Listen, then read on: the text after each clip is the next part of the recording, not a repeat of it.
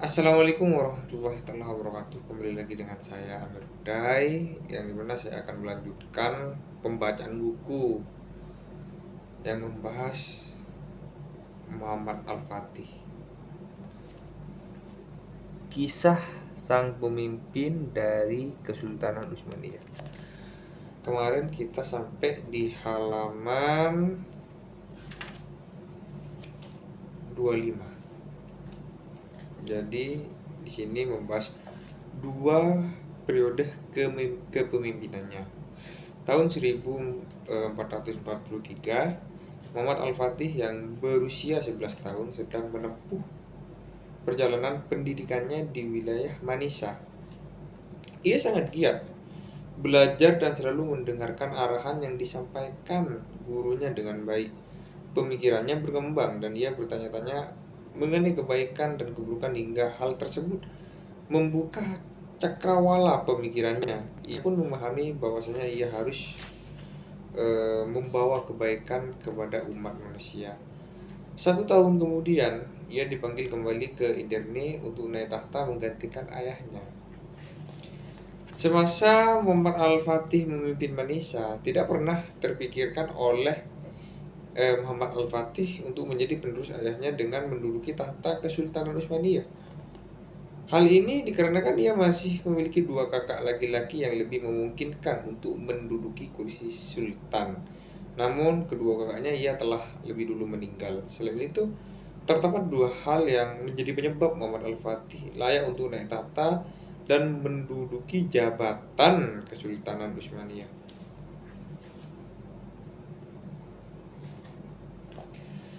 Pertama, pencapaian yang diperoleh Sultan Muhammad Al-Fatih yang berhasil menumpas pemberontakan yang dilakukan oleh pemimpin Karaman, yaitu Ibrahim Bey.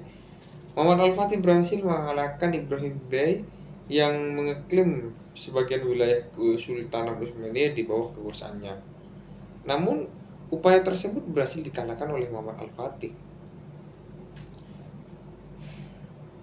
Dan Ibrahim Bey terpaksa untuk mengakui kepemerintahan Kesultanan Utsmaniyah. Kedua, berita duka cita yang dialami oleh Kesultanan Utsmaniyah atas kematian putra mahkotanya, yaitu Alauddin Ali.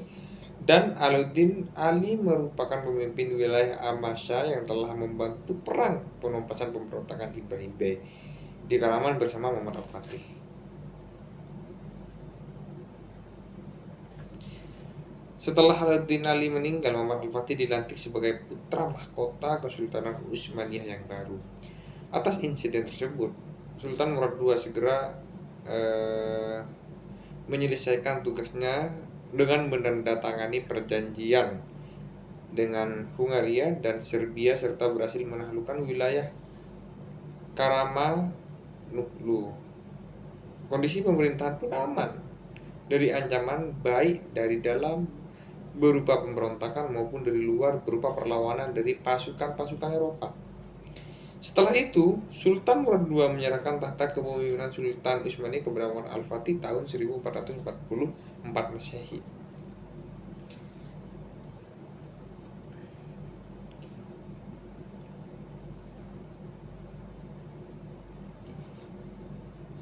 Akan tetapi, keputusan Sultan Murad II ini tidak mendapat dukungan dari para menteri dan pembesar kesultanan. Mereka merasa Muhammad Al-Fatih kala itu masih terlalu belia untuk menduduki kursi kesultanan. Namun ketidaksetujuan tersebut tidak membuat Sultan Murad II berubah pikiran.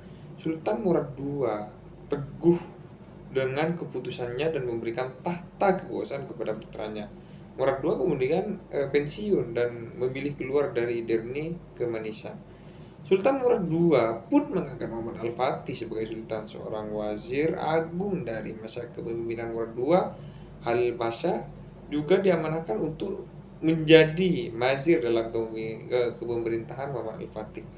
Setelah pelantikan selesai, Sultan Murad II pergi meninggalkan istana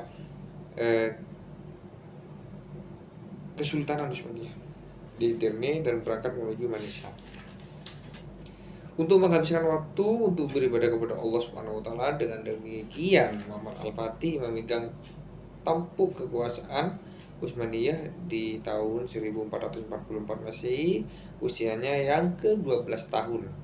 Kabar mengenai turunnya Sultan Murad II dan naiknya Sultan baru Kesultanan Utsmaniyah secara cepat tersebar ke wilayah Eropa. Kabar tersebut merupakan kabar baik bagi para penguasa wilayah Eropa karena menganggap Kesultanan Utsmaniyah melemah akibat dipimpin oleh seorang remaja yang berusia 12 tahun dan tidak berpengalaman. Ini dianggap sebuah berita baik dan menyenangkan bagi Eropa karena Kesultanan Utsmaniyah dianggap kekuatannya melemah karena dipimpin oleh remaja yang berumur 12 tahun.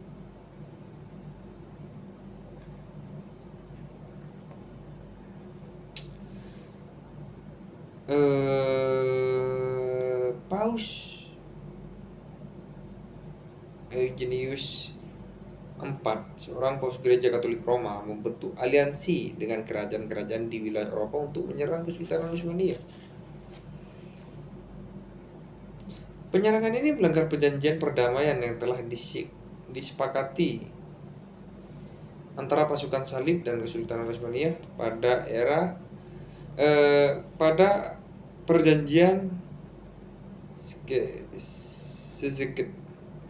Salah satu raja yang segera mengambil tindakan atas seruan Paus Eugenius IV adalah Raja Ladislaus. Raja Ladislaus menyambut seruan itu dengan mengirim surat kepada Kardinal Cesarini di Roma yang menyatakan bahwa Raja Ladislaus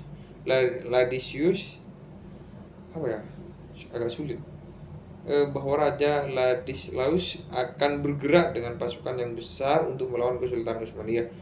Paus Eugenius IV kemudian mengutus Kardinal Cesarini untuk segera menemui Raja Ladislaus guna menyusun strategi mengusir orang-orang Turki Utsmani dari wilayah Eropa.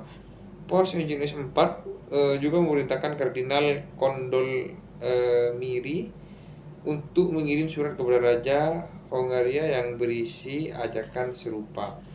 Maharaja Romawi juga menulis surat kepada Raja Hongaria dengan maksud dan tujuan yang sama. Raja Ladislaus menyatakan sumpah kepada para bangsawan kerajaan-kerajaan Eropa yang sedang berkumpul bahwa ia akan melakukan peperangan melawan bangsa Turki dan mengusir orang-orangnya dari wilayah Eropa tahun ini.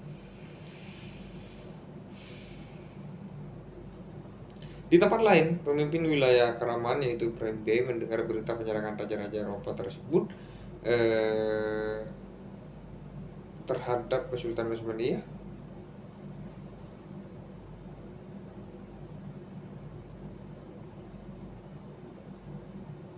Ibrahim Bey pun merencanakan untuk melakukan pemberontakan kembali.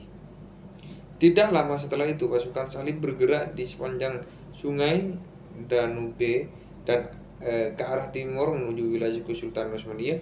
Gerakan militer ini dipimpin oleh Raja Ladislaus, Raja Hongaria yang bernama Janus Hunyadi.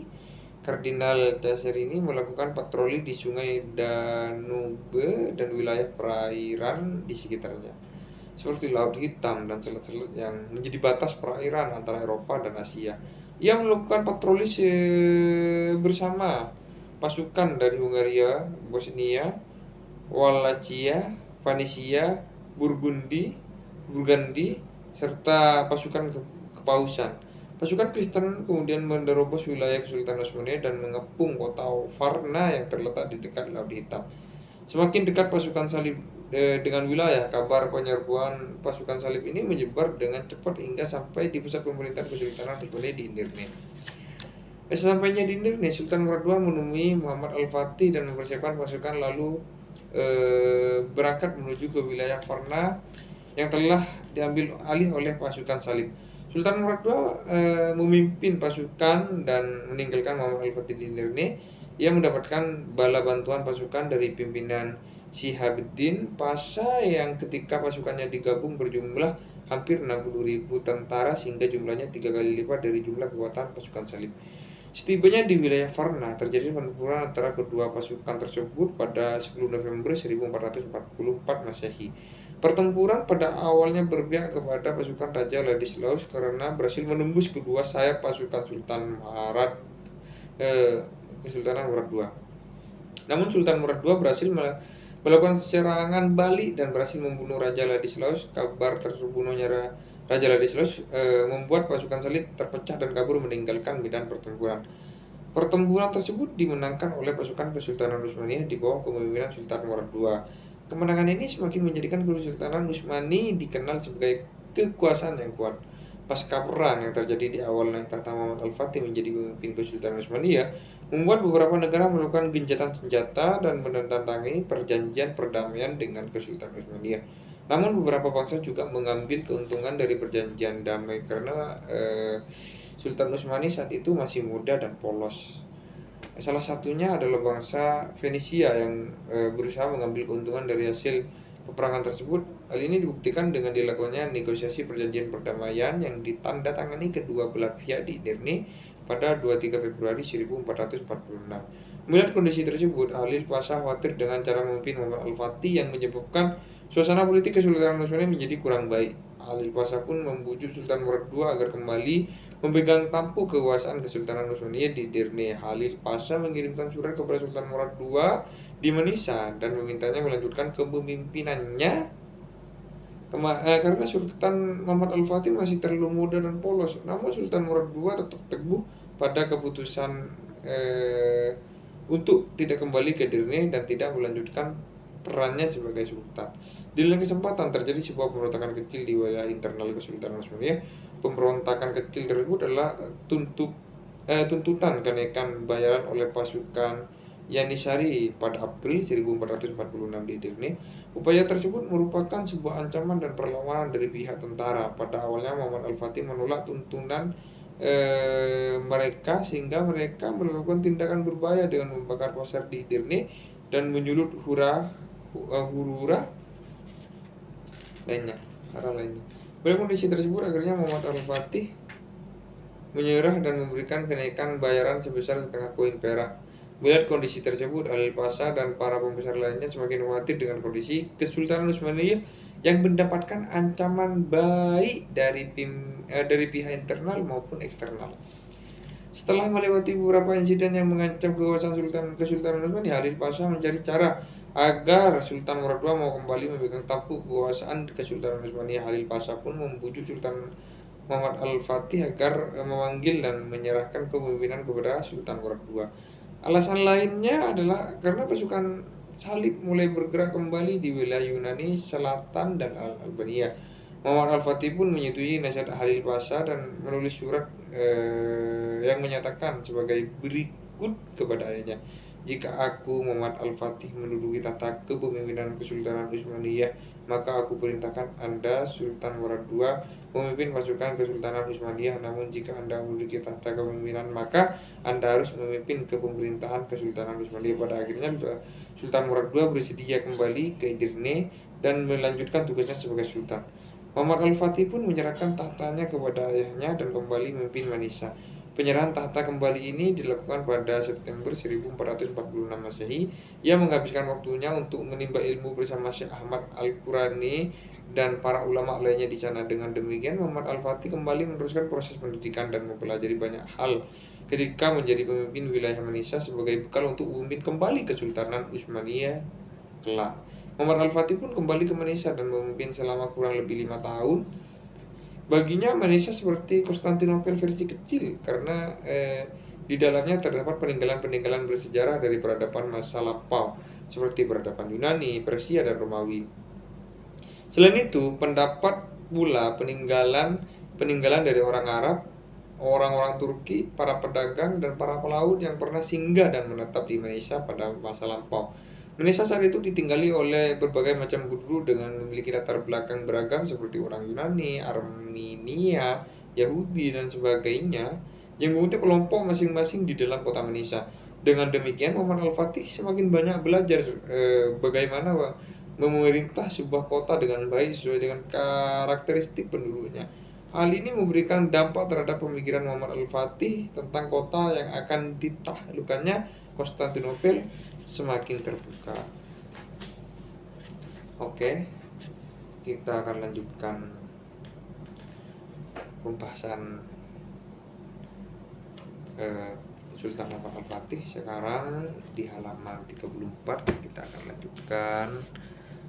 Semoga kita diberikan kesehatan, bisa bertemu lagi walaupun tidak bertemu tatap muka. Yang penting informasi yang saya bacakan kalian tangkap secara informatif, secara pemikiran terbuka dan hati terbuka. Semoga kalian paham dan memahami dan ingin belajar terkait ilmu-ilmu di bidang apapun, entah itu sejarah, ilmu ekonomi, ilmu politik, ilmu pengetahuan alam. Dan itu penting bagi kalian semua. Tidak ada ilmu yang tidak berguna. Pasti ilmu itu akan bermanfaat. Assalamualaikum.